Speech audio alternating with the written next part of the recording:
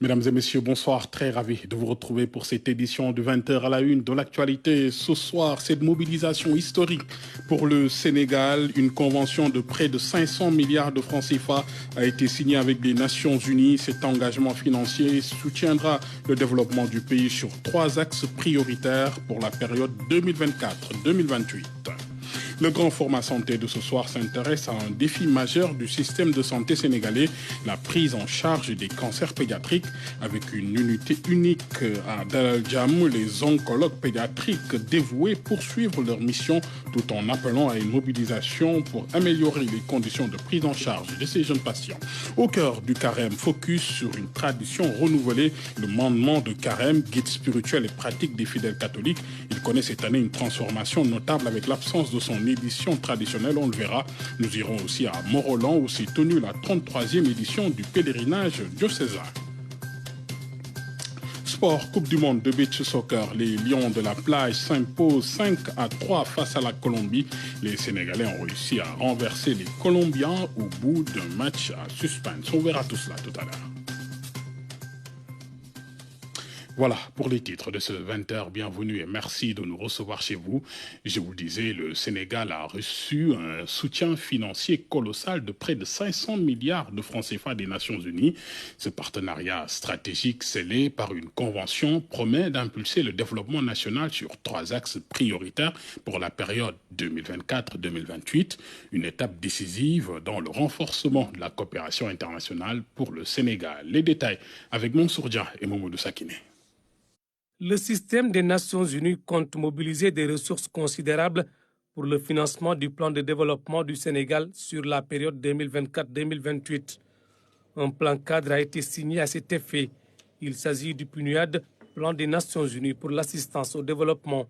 À travers ce plan cadre de coopération, près de 800 millions de dollars seront mobilisés pour le financement du développement du Sénégal sur la période 2024-2028. Je voudrais encore une fois réitérer l'engagement du système des Nations Unies à renforcer la coopération avec le gouvernement et le peuple du Sénégal, les partenaires au développement, la société civile, dans un esprit de partenariat basé sur notre engagement commun de ne laisser personne de côté. À travers cette signature, les Nations Unies traduisent leur volonté d'œuvrer aux côtés du Sénégal pour l'atteinte de ses objectifs de développement. Les Nations Unies s'engagent à travailler avec le gouvernement autour des 3 priorités majeures. Accélérer la transformation structurelle de l'économie et assurer la durabilité et l'inclusivité de la croissance économique. Développer le capital humain, renforcer la protection sociale et assurer le développement durable. Et troisièmement, consolider la bonne gouvernance et renforcer l'efficacité des institutions et la cohésion sociale. Le ministre de l'économie, du plan et de la coopération a magnifié la collaboration existante entre le Sénégal et le système des Nations Unies.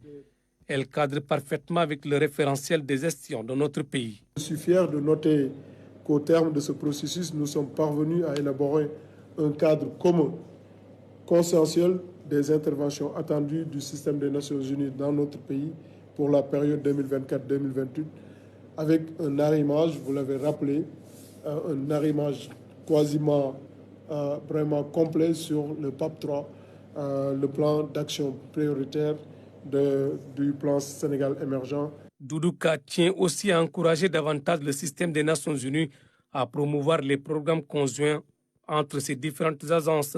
J'ai déjà instruit mes services compétents à travailler étroitement avec les vôtres pour élaborer une stratégie efficace de mobilisation, notamment des ressources en vue de combler rapidement les gaps de financement que nous avons identifiés, constater et faire en sorte que les mécanismes de coordination, vous l'avez rappelé, de ce programme conjoint puissent s'inscrire harmonieusement dans le dispositif institutionnel mis en place. Pour la mise en place de ce programme, une vingtaine d'agences sont concernées au Sénégal, avec comme particularité plusieurs bureaux régionaux.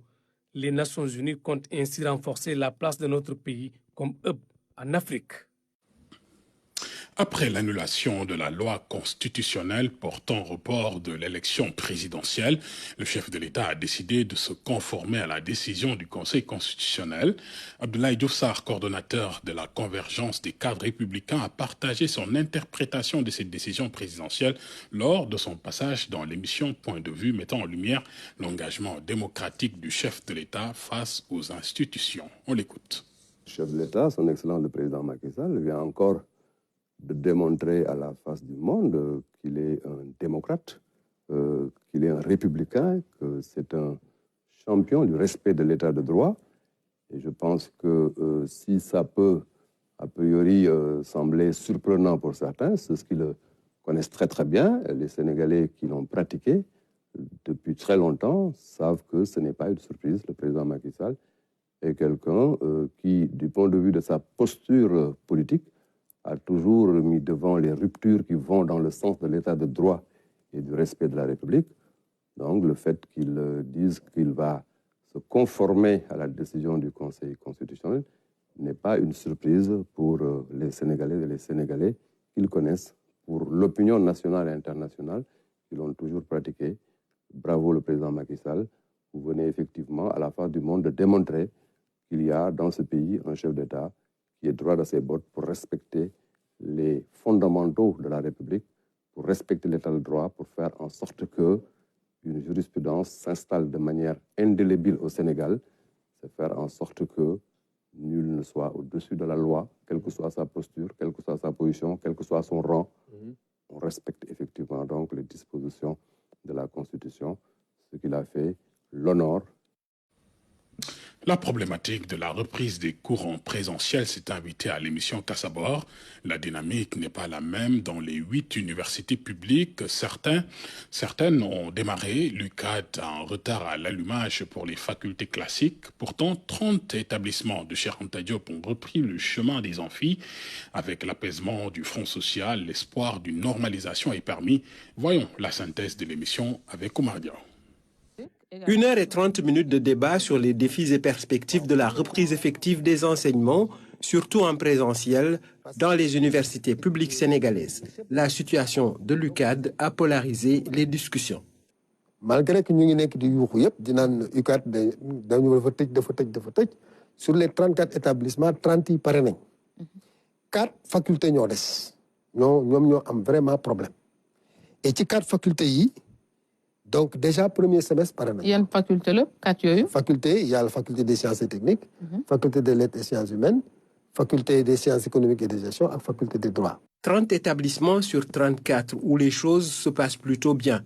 Mais une analyse fine permet de voir que les 4 établissements restants sont le grand nombre en termes d'inscrits. Sans relais, c'est les 4 facultés qui ont les plus gros effectifs. Effectivement, université. Donc, bon, on calculer peut-être ça ferait les 3/5e, on va dire, voilà peut-être un peu plus. Presque 4/5e. Voilà, presque 4/5e ça. Parmi les innovations pédagogiques introduites depuis le Covid, le téléenseignement et donc les cours en distanciel. Le modèle bimodal, le modèle enseignement à distance est un modèle très parfait. L'université numérique Cheikh Amadou Kane a fait d'excellents résultats. Donc, partager. Maintenant, la seule condition, il faudrait effectivement que les étudiants, où qu'ils soient, puissent avoir accès à l'outil informatique pour pouvoir profiter de ces conditions-là. Les universitaires restent convaincus qu'il est possible de valider l'année par un sacrifice de tous. Et dans le campus social du COUD, des mutations doivent s'opérer. Il faut que nous soyons d'accord. Campus social, ni nous donne doré, nous tout doré non. C'est pas possible. Parce que mon andité dit ni université n'est au Kaoni. Lol bokk na ci parce que campus social bi ken contrôlé wu ko won. Entrée avec sortie bi. La réouverture du campus social est un élément favorisant la reprise des enseignements.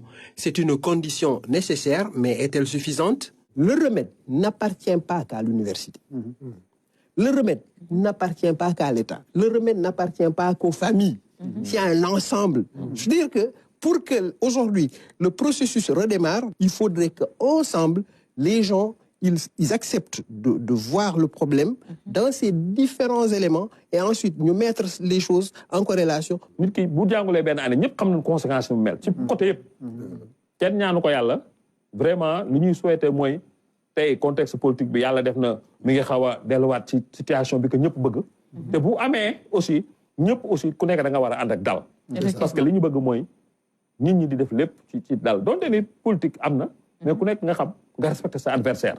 L'université est considérée comme un temple du savoir. Or, la quête des connaissances exige une quiétude de tous les instants, loin des tensions. Celles-ci naissent souvent en dehors de l'institution pour ensuite l'envahir au point de menacer son intégrité. Cap sur Nianing à présent, où des femmes courageuses redéfinissent l'entrepreneuriat local à travers une activité peu connue, la récupération et la transformation de coquillages. Un métier, vous allez le voir, exigeant, qui forge non seulement leur autonomie financière, mais contribue également à la préservation de l'environnement. Ramatadem est allé à leur rencontre. Voici son reportage. Nianing, ce village du Sénégal situé sur la petite côte au sud de Dakar, à 8 km de Mbour. Tout au long de ces côtes se développe une belle activité orchestrée par les femmes. Des femmes qui, du matin au soir, tamisent des tonnes de sable pour récupérer des coquillages qui ensuite sont triés. Un travail minutieux qui demande beaucoup de patience et de force. C'est un travail très dur. Tu portes le bol de sable ou de coquillage sur ta tête. Ensuite, tu tamises pour les dissocier. Un travail qui, avec le temps, a des conséquences sur la santé. C'est dur, c'est comme du sable. Nous transportons le coquillage de la plage à cet endroit pour pouvoir travailler.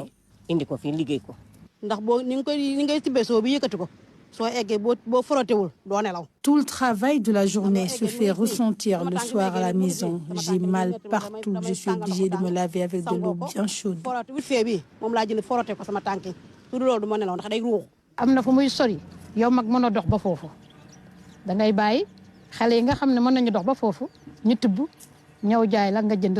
À un certain moment, ce n'est plus possible. Avec l'âge, tu ne peux plus transporter les coquillages. Ce sont les plus jeunes qui les transportent et vous les revendent.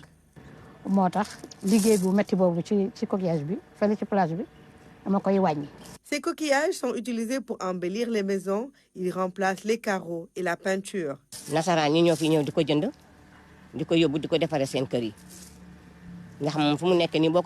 Ici, ce sont les propriétaires de maisons qui achètent ces coquillages qui remplacent les carreaux à la maison.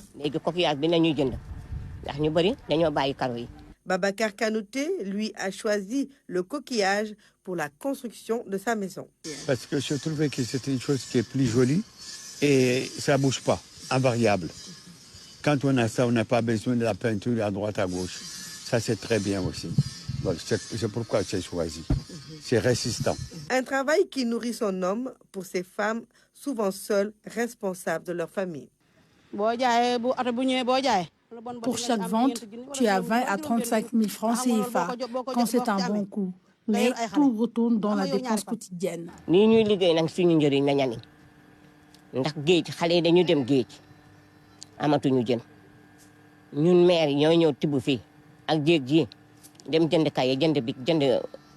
n'y a pratiquement plus de poissons. Avec ce que nous gagnons ici, nous achetons des fournitures aux enfants et participons aux dépenses de la maison.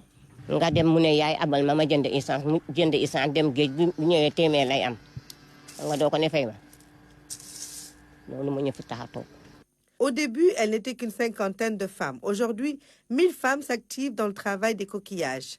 Jadis, la vie de Nianing tournait autour du tourisme. Beaucoup d'hôtels ont fermé, ce qui a fait que de nombreuses femmes se sont reconverties dans le tri des coquillages.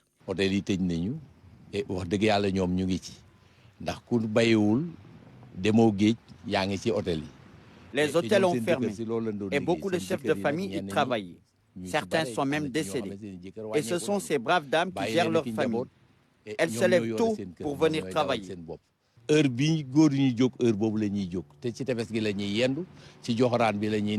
Elle ne demande qu'une seule chose, des financements qui pourraient les aider à avoir de meilleurs rendements.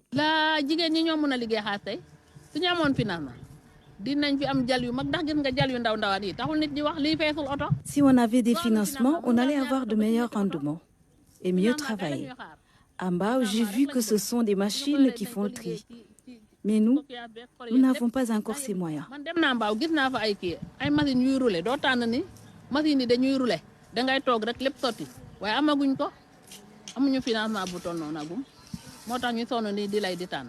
Le coquillage a une grande valeur pour ces femmes de Nianing qui souhaitent être soutenues dans leurs activités, obtenir des financements pour même une reconversion, car avec l'âge, difficile de supporter le poids de ces sacs qui contribuent à la gestion de la dépense quotidienne. Et je vous invite à découvrir l'histoire inspirante de Ndeye Sokhna Gueye, Madame Diop, qui, après ses études, a choisi de tracer son propre sillon dans le monde de l'agriculture, transformant sa passion pour la terre en une entreprise florissante. Elle incarne aujourd'hui un modèle de réussite et d'engagement. Fanta Badji nous dresse son portrait, le portrait d'une femme exception. Madame Diop, Ndeye Sokhna Gueye, chef d'exploitation de ce vaste champ situé dans la zone des Niayes, à Noto précisément. Sur cette grande étendue de terre, elle s'investit dans la production à grande échelle de variétés améliorées de produits maraîchers. Tout ce qui est oignons, pommes de terre, poivrons, pastèques, arachides et entre autres, voilà, on le fait sans gêne, sans problème et on arrive à avoir de très bons rendements aussi. L'oignon cette année-ci, on a fait 35 tonnes à l'hectare. On avait 10 hectares. Voilà, on a d'autres objectifs à atteindre. Peut-être notre objectif, c'est d'atteindre 100 tonnes à l'hectare l'année prochaine. Pourquoi pas? Mordue de la terre, Ndeye Sokhna s'est chargée d'une mission, donner le meilleur de sa personne pour tirer le meilleur parti de la terre. L'agriculture est ma passion. Je dis souvent, l'un est ma passion, l'autre est mon métier. Vous voyez un peu, au-delà de l'activité et de la valeur pécuniaire, c'est une passion aussi. C'est une passion et c'est une activité très rentable. Sa devise, respect des valeurs agricoles, innovation par la qualité, promotion des bonnes pratiques pour de meilleurs rendements. Moi, quand j'étais venue, peut-être pour amener une touche personnelle, je me suis dit, je vais me spécialiser dans la qualité d'abord avant de viser le rendement. Je ne trouve pas intéressant des personnes sortant de l'ENSA, École nationale supérieure d'agriculture, tout en sachant que ce n'est pas tout le monde qui peut être dans les champs, mais aussi l'agronome, comme on dit, sa place n'est pas dans les bureaux. Ça, c'est ma propre pensée. Avec une parfaite maîtrise des techniques agricoles, cette spécialiste en agriculture fournit des produits certifiés. J'ai fait la variété Safari. J'ai des oignons qu'on peut conserver jusqu'à 6 mois. À l'instant où je vous parle, si je le voulais, je pouvais conserver mes oignons jusqu'à la Tabaski et les vendre. Mais bon, vu qu'on n'a pas des problèmes, un problème de clients, et actuellement le prix aussi est assez bon, pourquoi pas le vendre et passer à autre chose? Parce que moi, ce que j'ai produit, je le sais, et je sais que par rapport au conditionnement, par rapport au séchage, on l'a fait au séchage naturel. Vous voyez un peu avec le soleil. Ces clients n'attendent même plus la maturation. Ils réservent la production avant même les récoltes. On dit alhamdoulilah parce que notre domaine, vraiment, on s'en sort. La culture de l'oignon, où vous avez la chance de tomber sur notre récolte, on l'a déjà vendue. La pomme de terre aussi, c'est pareil. On va faire de l'arachide après, aussi c'est pareil. Dans ce secteur où les hommes sont plus productifs, Ndeye Sokhna refuse que les femmes soient réduites à des rôles secondaires et confinées dans de petites exploitations familiales. Aujourd'hui, vous plantez une seule pomme de terre, vous pouvez avoir très rapidement 10 pommes de terre. Donc, en faisant peut-être une règle de 3, vous allez voir un peu ce que ça donne. Donc, c'est pas une activité saturée aussi. Parce qu'en venant, si vous avez quitté Dakar, de Dakar à Noto, vous avez vu sur la route des champs qui ne sont pas encore occupés. Peut-être ce qui est malheureux, c'est l'agriculture ancienne, comme on dit. Mais si vous essayez de moderniser un peu, vous allez vous en sortir, vraiment. Madame Diop Naï Sornagei se bat pour que l'agriculture sénégalaise puisse garantir la souveraineté alimentaire du pays. Pour qu'un pays puisse développer vraiment, il faut que la jeunesse se penche sur l'agriculture. Parce que c'est un domaine qui n'est pas encore saturé de un. De deux, le fait d'importer, alors qu'on a la terre, on a la main-d'œuvre, on a la technicité et la capacité de produire. Pourquoi pas? Pourquoi pas? À l'étranger, c'est les agriculteurs qui sont les poches, hein?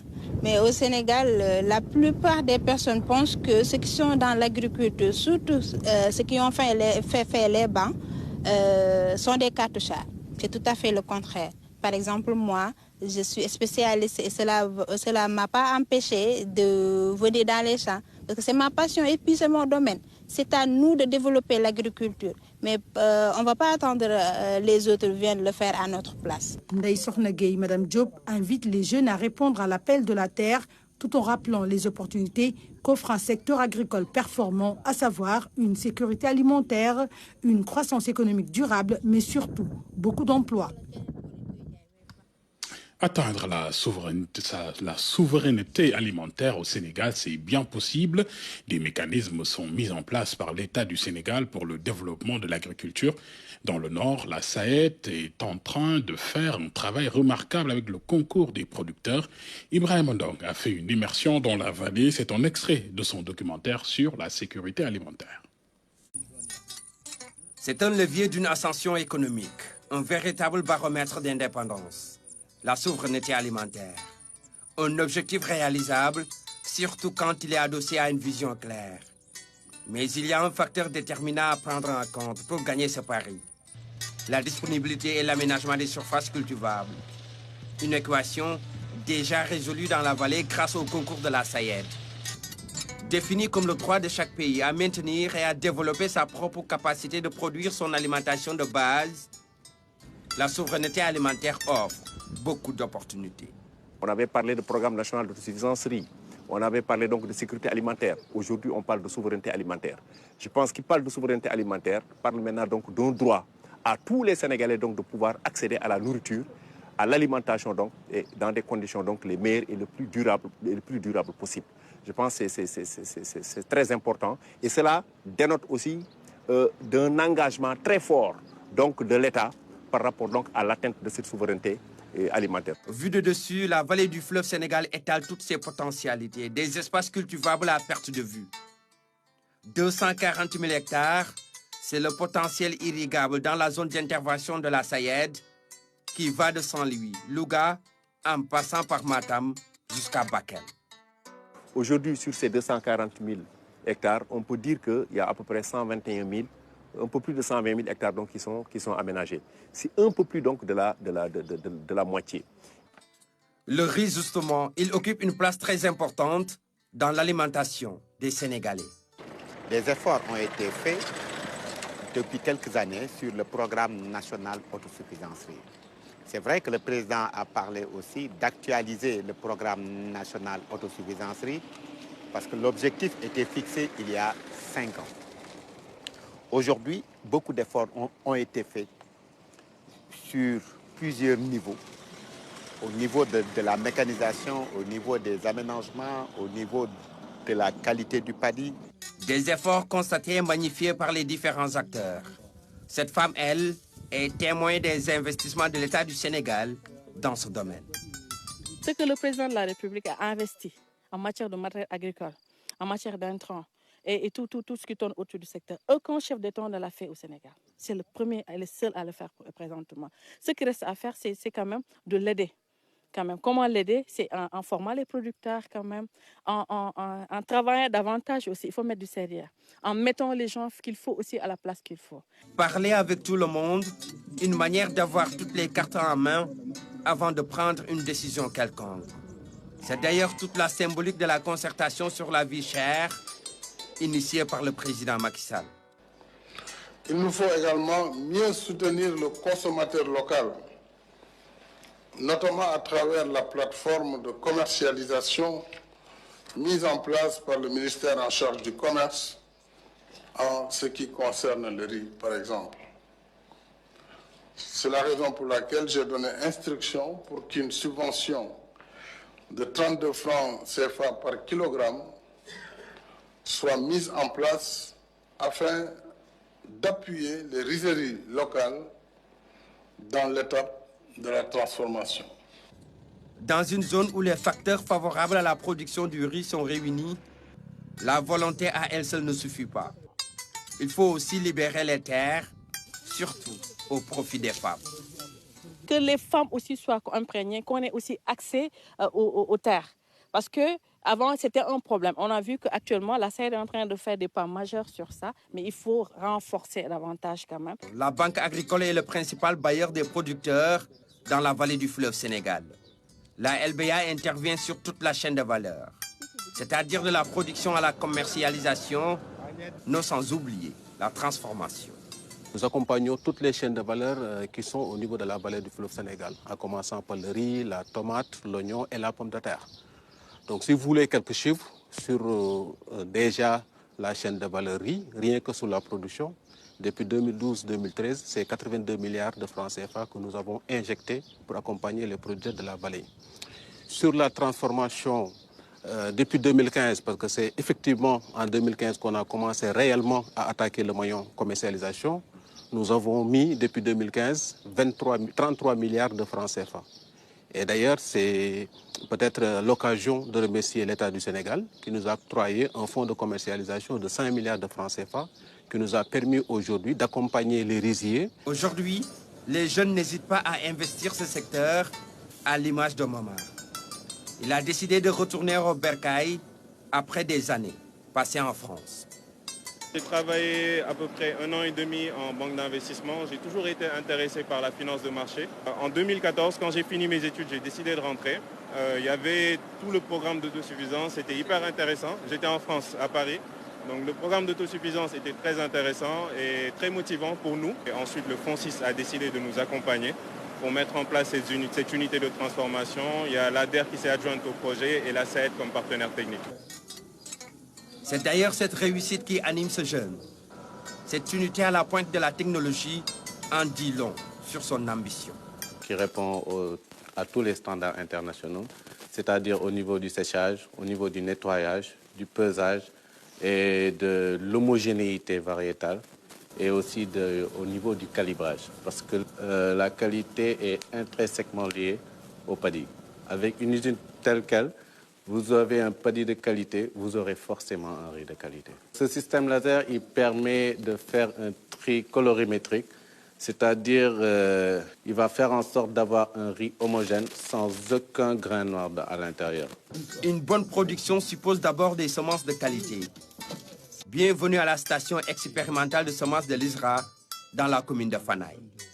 Sur place, plusieurs hectares exclusivement dédiés à plusieurs variétés. Avec les variétés les plus demandées, ISRI 6 et ISRI 7, des variétés aromatiques basmati, avec très tendre, très commercialisables dans les marchés des grandes surfaces. Les variétés ISRI 2, 10, les zones salées, et ISRI 15, les variétés de bas-fond à haut rendement. Dans les magasins de stockage, des tonnes de semences avec plusieurs variétés, symbole que l'ISRA est en train de jouer pleinement son rôle pour la souveraineté alimentaire. Cette année, on a pu réaliser une production de semences pré-base record, avec près de 100 tonnes de semences qui sont en cours de certification. Mécanisation agricole, subvention de l'engrais ou encore motivation des producteurs, entre autres. L'État agit sur plusieurs tableaux.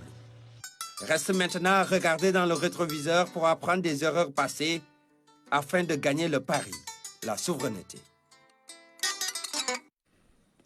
Le reportage Carême de ce dimanche nous invite à explorer le mandement de Carême, un pilier spirituel et guide essentiel pour les fidèles catholiques façonné par la Conférence des évêques du Sénégal.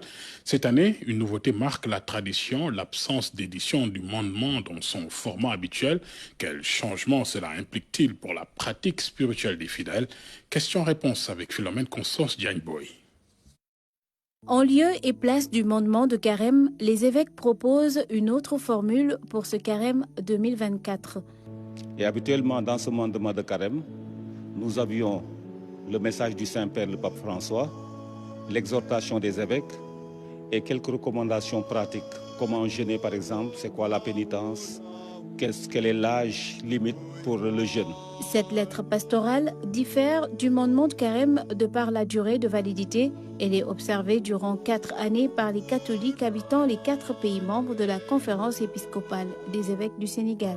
Cette année, ils ont dit, bon, il y a une lettre pastorale qui était en vue, qui, dans un premier temps, était prévue normalement pour être produite dans le cadre du mandement. Mais la thématique était tellement importante que les évêques ont dit, au lieu d'en faire une exhortation, il faut carrément en faire une lettre. Et vu donc le volume de cette lettre, cela contiendrait difficilement dans le mandement de carême, qui est un document vraiment très facile à lire. Et c'est dans ce sens que les évêques ont demandé à ce que cette année, qu'on puisse donner une orientation pour le carême en disant aux chrétiens qu'ils peuvent trouver le mandement, qu'ils peuvent trouver du moins le message du pape dans le net, et il est disponible. Ils peuvent également trouver les orientations par rapport à l'année de la prière, qui est l'année 2024. Mais en ce qui concerne maintenant la lettre pastorale, il y a un document qui a été confectionné à part. Et ce document pastoral, c'est l'engagement des fidèles laïcs dans l'Église et dans la société. Portant sur l'engagement des laïcs dans l'Église et la société, la lettre met l'accent sur 3 axes importants. Cette fois-ci, il ne s'agit pas d'une libération contre une oppression physique, mais il s'agit d'une libération contre les penchants du mauvais. Comment aujourd'hui avoir le courage de faire des sacrifices pour se convertir, pour que notre vie soit meilleure, au niveau familial, au niveau spirituel, en somme dans notre relation avec Dieu, dans notre relation avec les autres, mais aussi dans notre relation avec nous-mêmes. Et pour cela, l'Église nous donne 3 actions à faire, la prière, l'aumône et le jeûne. Par la prière, nous rentrons en connexion avec Dieu, qui est notre Père, qui nous soutient dans nos épreuves. Par le partage, nous inclinons vers le frère, vers la sœur qui a besoin de quelque chose, d'un soutien, qui est dans le besoin. Et au-delà du fait même que nous aidons la personne, nous voyons en elle le visage de Dieu qui est là. Et ensuite, il y a le jeûne. Le jeûne nous permet aussi de faire l'expérience de la misère du monde. La lettre pastorale est confiée aux responsables diocésains de l'apostolat des laïcs. Elle est échangée au prix de 1000 francs l'unité pour ceux qui voudraient l'acquérir. L'actualité religieuse, c'est aussi la 33e édition du pèlerinage diocésain de Morolan qui se distingue comme un événement phare célébré chaque premier dimanche du carême. Ce rassemblement spirituel profondément ancré dans les traditions de l'Église invite les fidèles en voyage de conversion. C'est un reportage de Fatmata Banelba. L'organisation de ce synode au pied de Marie Notre-Dame de Morolan marque la maturité du diocèse de Thiès. Ce synode diocésain permet aux fidèles chrétiens d'éprouver leur foi en Jésus-Christ tout en priant pour le partage et la communion des cœurs et des esprits. Nous sommes en carême, démarche de conversion, de réconciliation. Et nous allons tous ensemble, comme nous l'avons chanté tout à l'heure, demander à Dieu de nous accompagner dans le processus de changement intérieur, mais véritable. Nous allons le faire en demandant, par la grâce de cette eau, d'être purifiés de nos péchés, d'être régénérés, pour que nous puissions continuer notre marche vers la sainteté. Chers amis, Dieu seul est à la hauteur de Dieu. Seul l'Esprit Saint peut nous guérir et nous faire vivre selon la plénitude de la grâce que nous avons reçue. Que le Saint-Esprit soit notre guide et notre force dans nos déserts de solitude, déserts d'incompréhension, de rejet, de souffrance individuelle, voire même de stérilité spirituelle. Le pèlerinage de Morolan, 33e édition, est un fort moment de prière. Près de 15 000 pèlerins venus de tout le diocèse de Thiès ont convergé dans ce lieu culte pour prier pour la paix et la concorde. La recherche de la paix est la seule prière qui vaut en ces moments troubles que traverse notre pays. Synode diocésain, avec Marie, marchons ensemble. Avec Marie Notre-Dame de Morolan, marchons ensemble, prions pour un Sénégal de paix. Le chef de l'État, Son Excellence Macky Sall, saisit également cette belle occasion pour disposer notre cher pays à vos ferventes prières, surtout en ce début de carême qui augure un temps favorable de dévotion et de pénitence afin que notre cher Sénégal soit préservé des démons de la division. Synode diocésain avec Marie, marchons ensemble. C'est la mobilisation, l'anticipation, le rassemblement, l'initiation et l'évaluation. Le pèlerinage diocésain de Mont-Roland est également celui des jeunes chrétiens venus des différentes localités du diocèse de Thiès et qui ont marché des centaines de kilomètres pour allier la commune de Mont-Roland. Il y a des jeunes qui ont quitté la région de Thiès. Il y a d'autres qui ont quitté de Koudiadienne, le village de Koudiadienne, d'autres de Pambal, Léha, d'autres qui sont venus de Mboro, qui sont arrivés à Noto, ils ont marché. Donc tous ces jeunes ont convergé vers Mont-Roland depuis hier soir. Il y avait 2300 jeunes inscrits officiellement. En dehors de ces jeunes, il y a d'autres jeunes qui sont venus de par eux-mêmes. Donc on pouvait dire même hier, il y avait 6000 jeunes qui étaient là présents dans Mont-Roland.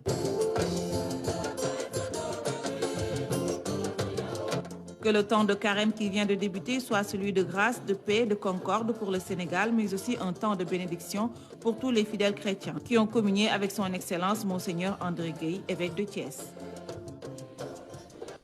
Et en marge du 33e pèlerinage de Mont-Roland, Monseigneur André Gueye, évêque de Thiès, a profité de cette occasion pour adresser un message puissant à la classe politique et à la jeunesse sénégalaise, les exhortant à surmonter leurs différends en faveur d'un Sénégal harmonieux, soulignant la paix comme un devoir collectif. Il a plaidé pour le dialogue, la tenue d'élections présidentielles sereines, libres, transparentes et démocratiques. Il est au micro de Fatmata Banelba. C'est impulser un regain d'indignation face à la violence. Ce n'est pas normal. Et la menace de rupture de notre cohésion nationale, ou même un regain d'orgueil pour préserver cette belle construction qu'est notre nation et notre République, enviée par tant de peuples et tant d'États. Il faut que nous ayons un surcroît d'orgueil pour préserver cette belle réputation du Sénégal. La loi a parlé et a révélé sa force qui s'impose à tous. Et la plus haute autorité du pays, le président Macky Sall, a parlé. Et s'est engagé à se conformer à la loi. Donc, tous doivent s'y conformer, y obéir. Même si on se sentait lésé par la loi, parce que mon candidat n'est pas passé. Le respect de la loi. Sinon, il n'y a plus de démocratie. Sinon, il n'y a plus de légalité. Il n'y a plus de cadre de vie commune. S'abstenir de la violence. Surtout, nous chrétiens, en ce temps de carême. Renoncer à la violence sous toutes ses formes, en actes et en paroles. Et reprendre, chers jeunes, reprendre le chemin de l'école. Chers jeunes, chers étudiants. Nous l'avons tous entendu, le Conseil constitutionnel a parlé. À l'autorité compétente, aux politiciens et aux acteurs de l'élection, de s'entendre. Et pour s'entendre, qu'est-ce qu'il faut faire? Il faut dialoguer. Les cœurs doivent retrouver la sérénité et même la réconciliation. Les tensions doivent s'estomper. Que Marie Notre-Dame de la Paix, Notre-Dame de Mont-Roland, nous y aide au nom du Père et du Fils et du Saint-Esprit. Amen. Dans notre grand format santé de ce soir, plongé au cœur d'un défi majeur du système de santé sénégalais, la prise en charge des cancers pédiatriques, avec une poignée d'oncologues pédiatriques et une unique unité d'oncologie pédiatrique située à Dar el Djam, le Sénégal fait face à d'énormes défis dans le traitement des cancers chez l'enfant. Entre espoir et détermination, les spécialistes lancent un appel vibrant pour améliorer les conditions de soins des plus jeunes patients. Grand format signé Fantabadji. Il partage l'espace avec d'autres spécialistes, les oncologues pédiatres de l'hôpital Aristide de Dantec déployés à Dar el Djam. On a des problèmes de place dans le nouvel hôpital dans lequel nous sommes, parce que nous avons quitté l'hôpital de Dantec depuis août 2022. Nous sommes actuellement à l'hôpital Dar el Djam et nous sommes hébergés au sein du service de pédiatrie avec un autre service qui est la chirurgie pédiatrie. Donc on comprend nettement que c'est difficile d'avoir assez de place pour 3 services dans un même service. Le service qu'on avait à l'hôpital Le Dantec comportait 34 lits d'hospitalisation. Donc là, le service que nous partageons avec les pédiatres, mais également avec les chirurgiens pédiatres, contient 32 lits d'hospitalisation. Donc nous avons beaucoup de problèmes de place.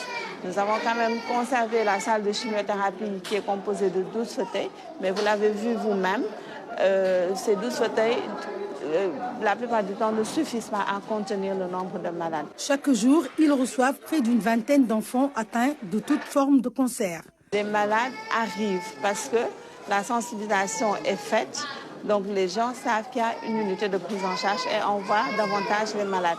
Ce qui fait qu'il faut qu'on ait un service plus grand pour pouvoir accueillir tous ces malades.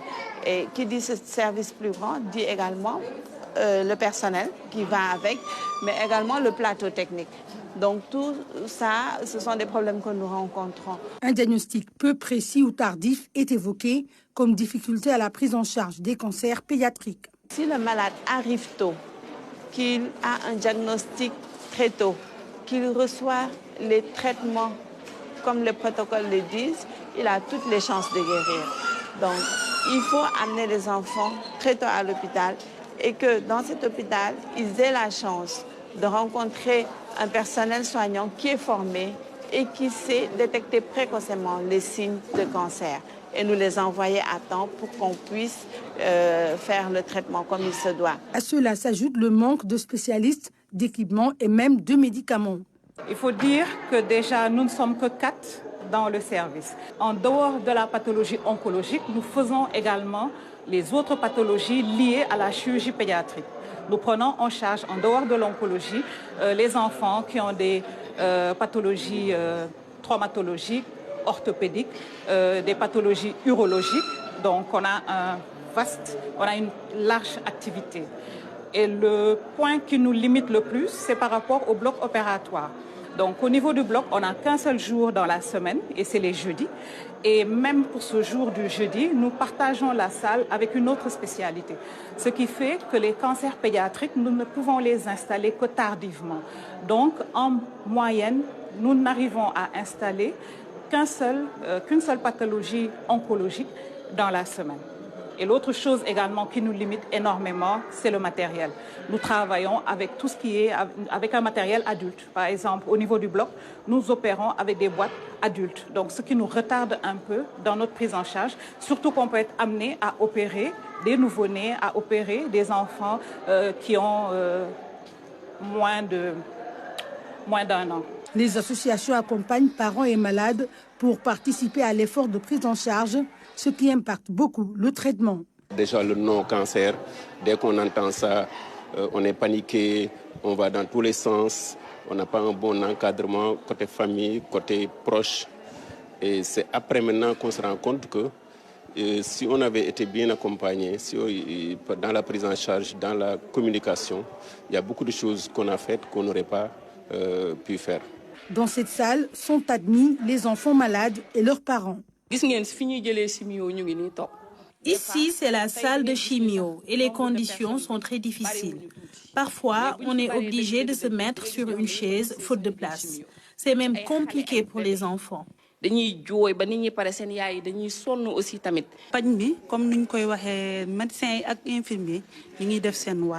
La prise en charge médicale est correcte. Il y a juste les conditions d'hébergement qu'il faut améliorer, surtout pour nous qui venons des régions. On dort à même le sol dans cette salle. En plus, on est obligé de sortir de l'hôpital pour faire certaines analyses médicales. C'est déplorable, vraiment. Les spécialistes réitèrent leur plaidoyer pour un renforcement des moyens humains et matériels de l'oncologie pédiatrique. Je dirais qu'on ne se lassera jamais de faire les plaidoyers parce que c'est à partir de ça là qu'on est visible, que les gens savent qu'il y a le cancer chez l'enfant et qu'ils peuvent mener des actions qui seront impactantes dans le traitement et dans la vie de ces enfants. Le projet de décentralisation de la prise en charge des cancers pédiatriques est en cours avec le Centre national d'oncologie pédiatrique prévu à Mbour, ce qui pourrait élargir l'offre de soins pour tout type de cancer. Voilà pour ce grand format santé sur la prise en charge des cancers pédiatriques. Votre magazine littéraire le dimanche soir, après une pause, vous revient. Pour sa rentrée, le professeur des lycées Marouba Fall était sur le plateau pour présenter son dernier roman « Le monde est plein de faux couples ». L'auteur y aborde le thème de l'amour, suivant des expériences vécues et précise que cette dernière publication est loin d'être une autobiographie. Je vous propose un extrait de l'écrivain Marouba Fall, professeur et ancien proviseur, lors de son passage à l'émission le dimanche soir. Mes personnages principaux sont plus ou moins proches de moi, mais ce n'est pas une biographie que je fais. Je parle un peu de moi, mais aussi je transcende ma propre personnalité pour approfondir les choses, n'est-ce pas? C'est ça qui fait que quelqu'un dit que j'écris très près de moi. Absolument. Mais aussi, c'est ma façon de voir les choses, c'est-à-dire que je ne peux pas inventer quelque chose où je ne me retrouve pas, où mes lecteurs ne se retrouvent pas. Parce que si des fois j'utilise la première personne du singulier, des fois c'est la troisième personne du singulier. Donc, dans la collégienne, c'était un enseignant. Je suis parti de ma propre expérience. Dans Blessure d'amour, c'est un peu ma vie, un peu romancé. Ici, le monde est plein de faux couples. C'est une obsession que j'ai depuis longtemps, hein, parce que chacun de nous là vit ce petit problème. Peut-être qu'il y a des privilégiés qui ont rencontré l'âme sœur, la vraie femme à laquelle ils pensaient, ou bien les femmes aussi ont ce même problème. Parce que moi, je me dis, parce que quand j'étais étudiant, quand je lisais les poèmes des auteurs classiques, ils parlent toujours des dieux jaloux. Les dieux sont jaloux du bonheur des hommes. Parce que moi, je me dis que si un homme rencontre la femme idéale, il est au paradis. Et vice-versa, si une femme rencontre aussi l'homme idéal, mais c'est formidable. C'est les histoires de Roméo et Juliette, etc. Roméo et Juliette, ça a fini mal. Justement, parce que les dieux sont jaloux. Parce qu'en général, les véritables amours finissent toujours par une tragédie. Le ministre des Sports a marqué un grand coup en dotant les écoles et centres de formation de football de Guédiawaye de matériel de pointe avec 400 jeux de maillots et 1000 ballons distribués à 160 structures. Cette initiative vise à nourrir et à révéler les talents sportifs de demain. Marangay et Kaltoum Gueye. Ils sont venus nombreux, ces pensionnaires des écoles et centres de formation de football, assister à cette cérémonie qui leur est dédiée. L'initiative est du ministre des Sports, Lat Diop, qui a tenu à équiper tous les 160 écoles et centres de formation de football que compte le département de Guédiawaye. La mise à disposition de ce lot d'équipements aux différentes écoles de football de Guédiawaye était prévue bien avant et acquis bien avant ma nomination à la tête du ministère des Sports. Donc cela se fait conformément aussi à mes orientations politiques, mais aussi techniques dans mon action au sein du département de Guédiawaye. Donc en tant qu'acteur du football, il est tout à fait normal que nous essayons de trouver des solutions aux problèmes du football local ici à Guédiawaye. Avec ce geste, le ministre des Sports entend jouer sa partition à l'éclosion de ces talents de la localité. C'est par la formation qu'on parviendra à produire de talents qui vont exceller un peu partout dans le monde. Donc il ne faut pas s'y tromper. Je pense que la formation à la base, elle est extrêmement importante. Et il va falloir qu'en un moment qu'on se pose pour mieux réguler cette formation et mieux l'encadrer en rapport avec l'équipe Fagnon comme Guédiawaye FC.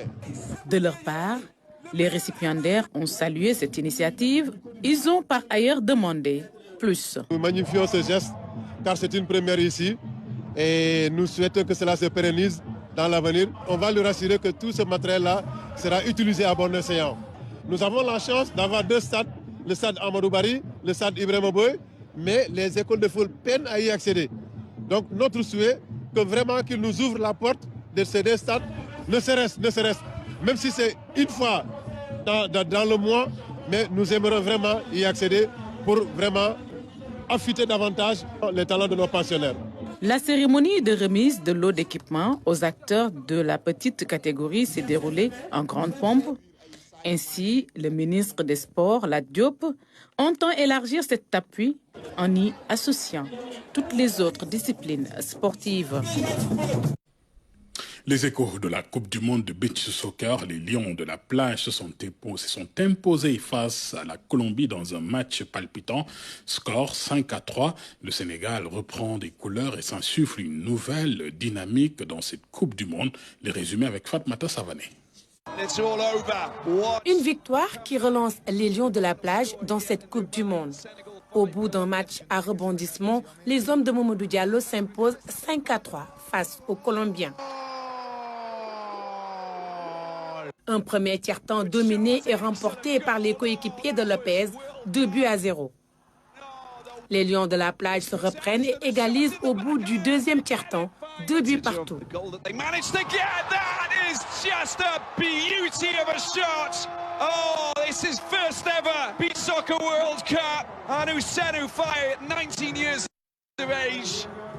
Le dernier tiers-temps, celui de la délivrance pour les Lions, a été incertain jusqu'au moment où le Sénégal passe devant au score 4-3.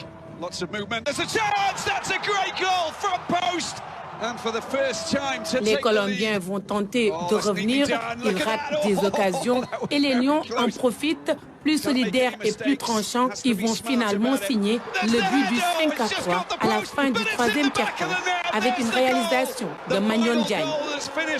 Le Sénégal fera face au Japon pour sa dernière sortie en phase de groupe, une finale en perspective puisque le Japon a été battu par la Biélorussie 3-1. Sénégal-Japon, ce sera le mardi 20 février à 15h30. Les Lions de la plage ont désormais leur destin en main. L'actualité à l'étranger pour finir avec la clôture du 37e sommet de l'Union africaine à Addis Abeba. Les dirigeants africains réunis dans la capitale éthiopienne ont renouvelé leur engagement envers la cause palestinienne, témoignant d'une unité continentale forte autour des questions de justice et de droits humains. Le récit de Seydina Lunfal. Les chefs d'État réunis lors de ce 37e sommet de l'Union africaine ont unanimement condamné l'offensive menée par Israël dans la bande de Gaza. Ils ont appelé à sa cessation immédiate. Le président de la Commission de l'Union africaine a qualifié l'offensive israélienne de violation la plus flagrante du droit international humanitaire. Azali Assoumani, président des Comores et président sortant de l'Union africaine, a salué la démarche entreprise par l'Afrique du Sud contre Israël devant la Cour internationale de justice. Le président brésilien Lula, qui participe à ce sommet, a accusé Israël de génocide. Il s'en est pris à l'ONU et à certains pays qui ont cessé de financer l'Office de secours et de travaux des Nations Unies pour les réfugiés de Palestine dans le Proche-Orient. Sur le terrain, les combats se poursuivent. Les responsables des Nations Unies et les agences humanitaires internationales demandent de toute urgence à Israël de renoncer à une offensive à Rafah, au sud de Gaza. Mais le Premier ministre israélien Benjamin Netanyahou a rappelé qu'il restait déterminé à lancer ses troupes et que cette opération entraînerait un transfert de personnes installées sur cette portion de terre proche de la frontière égyptienne. Dans le Sinaï égyptien, le long de la frontière avec la bande de Gaza, l'Égypte construit une zone de sécurité en prévision d'un éventuel afflux de réfugiés depuis Gaza. Rafah est devenu l'un, sinon le plus grand camp de réfugiés au monde. Il accueillerait près de 2 millions de Palestiniens qui ont été contraints de fuir les bombardements des forces israéliennes. Ainsi va l'actualité de ce dimanche soir, mesdames et messieurs. Merci de votre attention et de votre fidélité. Je vous souhaite une très très bonne soirée.